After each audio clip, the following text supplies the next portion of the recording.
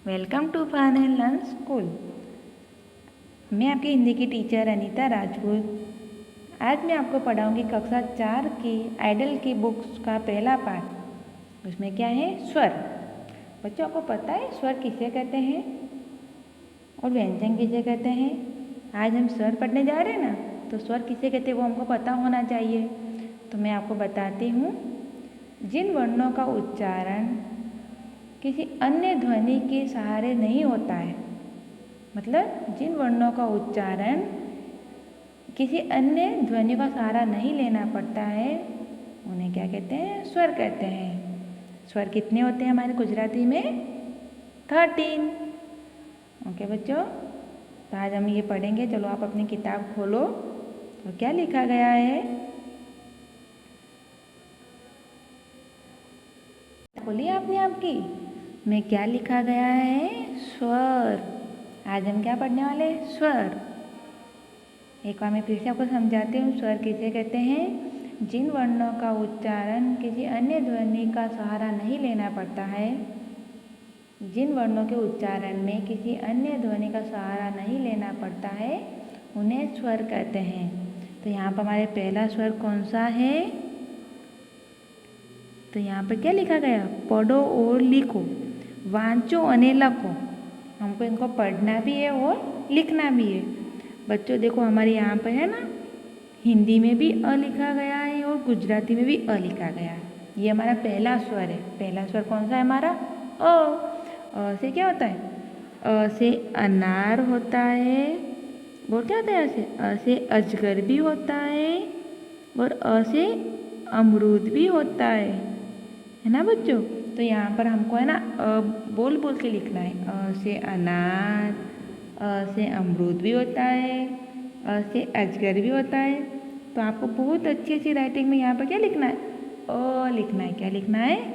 अ। फिर दूसरा व्यंजन कौन सा है हमारा? स्वर कौन सा है दूसरा? आ। ये कौन सा स्वर है हमारा? आ। देखो, ये हिंदी में भी लिखा हुआ है, ये गुजराती वाला आ लिखा हुआ है। तो हमको यहाँ पर आ से क्या होता है बच्चों? आ से आम होता है। और क्या होता है? आ से आकाश भी होता है ना? आ से आभूषण भी होता है। तो यहाँ का हमको है ना अच्छी अच्छी राइटिंग में बोल बोल कर लिखना है। ओके बच्चों, लिखोगे ना आप? यस। आप भी मेरे साथ बोला करो। तीसरा स्वर कौन सा है हमारा? ई। क्या लिखा हुआ है? छोटी ई। तो ई से क्या होता है? ई से इमली होती है, ई से इमारत भी होती है। और हम बोलते हैं ना 21, 21 भी होता है ई से। और ये गुजराती में भी यहाँ पर लिखा गया है। लिखा गया है ना बच्चों? ये रहा गुजराती में ई। तो हमको क्या करना है? यहाँ पर बोल बोल कर लिखना है। ई से इमली होता है, ई से और क्या होता है? ई से इमारत भी होता है। इसे बोल बोल कर अच्छी अच्छी राइटिंग में हमको यहाँ पे लिखना है। अब कौन सा स्वर आया? बड़ी ई। ये हिंदी में लिखा हुआ है बड़ी ई। ई से क्या होता है? ई से ईट होता है, ई से ईक भी होता है। और क्या होता है ई से? ई से ईसु भी होता है। ईसु जानते हो? ईसा मसीह बोलते हैं ना, वो वाला ही। देखो, ये गुजराती में भी हमारे यहाँ पर ई लिखा हुआ है। तो यहाँ पर हमको क्या करना है? यहाँ गुजराती में नहीं लिखना, हमको यहाँ पे हिंदी में लिखना है, वो भी बोल बोल के अच्छी अच्छी राइटिंग में। हमको यहाँ पर ई, फिर ई, ऐसे बोल बोल कर हमको यहाँ पर ई लिखना है। ओके बच्चों, समझ में आया ना? फिर आगे कौन सा स्वर आया? ऊ। ये हिंदी में लिखा हुआ है ऊ। फिर ये गुजराती में ऊ लिखा हुआ है। ये कौन सा वाला ऊ? एक छोटा वाला ऊ है। तो हमको यहाँ पे ना ऊ से क्या होता है? ऊ से उल्लू होता है। और क्या होता है? ऊ से 19 होता है। इसलिए हमको है ना यहाँ पे बोल बोल के ऊ लिखना है। ओके बच्चों, फिर आया बड़ा ऊ। कौन सा हुआ है? बड़ा ऊ। ऊ से क्या होता है? ऊ से ऊंट होता है, ऊ से उंगली भी होती है, ऊ से और क्या होता है? ऊन होता है। तो हमको बोल बोल कर यहाँ पर बहुत अच्छी राइटिंग में ऊ ऊ ऐसे लिखना है। ओके बच्चों, लिखोगे ना? यस। अब क्या है? कौन सा स्वर आया? री।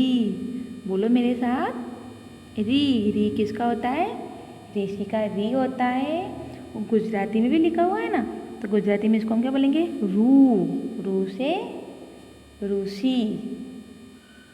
ओके बच्चों, फिर आगे कौन सा स्वर लिखना है? ए। ये हिंदी में ए लिखा गया है, ये गुजराती में ए लिखा गया है। तो ए से क्या होता है? ए से एक होता है, और क्या होता है? ए से एडी भी होता है, और क्या होता है? ए से एक तारा भी होता है। तो आपको बोल बोल के लिखना है। ए। आगे कौन सा स्वर दिया गया है? अय। ये हिंदी में लिखा हुआ है ना, और ये गुजराती में लिखा गया है अय। आपको तो हिंदी भी आती है, गुजराती दोनों ही आती है ना? ये तो अय से क्या होता है? ऐरावत होता है। ए से क्या होता है? ऐरावत होता है। और ए से ऐनक भी होता है ना? ऐनक मतलब क्या होता है? चश्मा होता है। और ऐरावत मतलब क्या होता है? हाथी होता है ना, उसको क्या बोलते हैं? ऐरावत बोलते हैं। ओके बच्चों, आगे कौन सा स्वर आया? ओ से देखो, ये हिंदी में ओ लिखा हुआ है और ये गुजराती में ओ लिखा गया है। ओ से ओखली। ओ से क्या होगा? हमको यहाँ क्या लिखना है? ओ से ओखली। ओ से ओढ़नी भी होता है। ओ से और क्या होता है? ओ से ओष्ठ होता है, मतलब हमारे होठ होते हैं ना, उनको भी ओष्ठ बोलते हैं। आगे कौन सा स्वर आया? औ। ये हिंदी में औ लिखा हुआ है और ये गुजराती में औ लिखा हुआ है, पर हमको यहाँ पर कौन सा औ लिखना है? हिंदी वाला औ लिखना है। औ से क्या होता है? औरत होता है। औ से औजार भी होता है ना? यस। तो हमको यहाँ क्या लिखना है? औ लिखना है। बहुत अच्छी अच्छी राइटिंग में लिखना है। फिर आगे कौन सा स्वर दिया गया है? अन से क्या होता है? ये हिंदी वाला अन लिखा गया है और ये गुजराती वाला अह लिखा गया है। में क्या बोलेंगे? अंगूर। हम बोलते हैं ना अंगूर, तो यहाँ क्या लिखेंगे?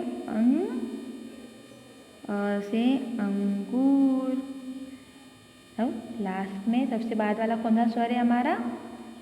अह। ये हिंदी वाला अह, ये गुजराती वाला अह, तो इसको भी हमको बोल बोल के लिखना है। ओके बच्चों, आपको ये स्वर आए समझ में? आपको बहुत अच्छी अच्छी राइटिंग में इनको लिखना है और आपको इन स्वर को अपनी नोटबुक में भी लिखना है। इसमें तो आपने लिखा हुआ होगा पहले, नहीं लिखा तो आज लिख देना और अपनी नोटबुक में भी लिख देना। ओके बच्चों, आज हमने स्वर पढ़ा है, ये हमारा भाग 1 था। ओके बच्चों, कल हम इसके शब्द भी पढ़ेंगे, वो हम किस में पढ़ेंगे? भाग 2 में पढ़ेंगे। तो आपको इन स्वर को सभी को अपनी नोटबुक में लिखना है, वो भी बोल बोल कर।